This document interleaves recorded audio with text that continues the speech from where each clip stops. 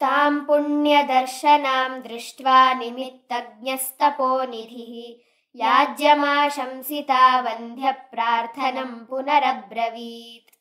अन्वयः निमित्तज्ञः तपोनिधिः पुण्यदर्शनां तां दृष्ट्वा आशंसितावन्ध्यप्रार्थनं याज्यं पुनः अब्रवीत्.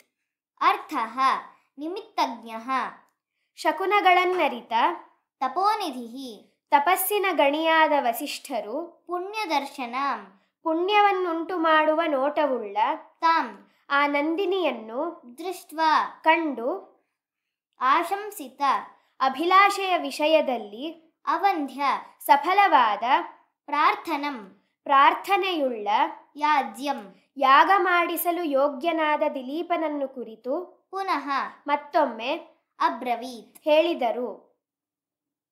ವಿಗ್ರಹಃ ಪುಣ್ಯದರ್ಶನಾಂ ಪುಣ್ಯಂ ದರ್ಶನಂ ಯಸ್ಯಾಹ ಸಾ ಪುಣ್ಯದರ್ಶನಾ ತಾಂ ಪುಣ್ಯದರ್ಶನಾಂ.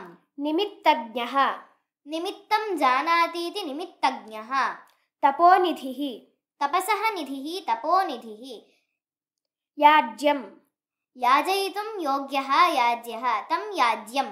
ಆಶಂಸಿತಾವಂಧ್ಯ ಪ್ರಾರ್ಥನಂ ಆಶಂಸಿತೆ ಅವಂಧ್ಯಂ ಆಶಂಸಿತಾವಂಧ್ಯಂ ಆಶಂಸಿತಾವಂಧ್ಯಂ ಪ್ರಾರ್ಥನಂ ಯಸ್ಯ ಸಹ ಆಶಂಸಿತಾವಂಧ್ಯ ಪ್ರಾರ್ಥನಃ ತಂ ಆಶಂಸಿತಾವಂಧ್ಯ ಪ್ರಾರ್ಥನಂ.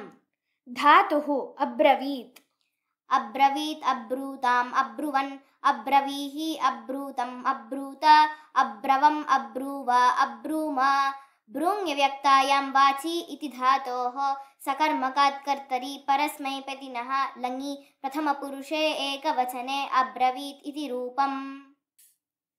संस्कृतभावार्थः शकुनमर्मविद् वसिष्ठः मुनिः आगतां नन्दिनीं वीक्ष्य सफलप्रार्थनावन्तं दिलीपं भूयोऽपि उवाच. ಕನ್ನಡ ಭಾವಾರ್ಥ. ತಪೋನಿಧಿಯಾದ ವಸಿಷ್ಠರು ಶಕುನಗಳನ್ನು ಅರಿತವರು. ದಿಲೀಪನೊಂದಿಗೆ ಮಾತನಾಡುತ್ತಿರುವಾಗಲೇ ತಮ್ಮ ಹತ್ತಿರ ಬಂದ ಶುಭಪ್ರದೆಯಾದ ನಂದಿನಿಯನ್ನು ಕಂಡು ದಿಲೀಪನ ಪ್ರಾರ್ಥನೆಯು ಕೈಗೂಡುವುದೆಂದು ಭಾವಿಸಿ ದಿಲೀಪನಿಗೆ ಹೀಗೆಂದರು.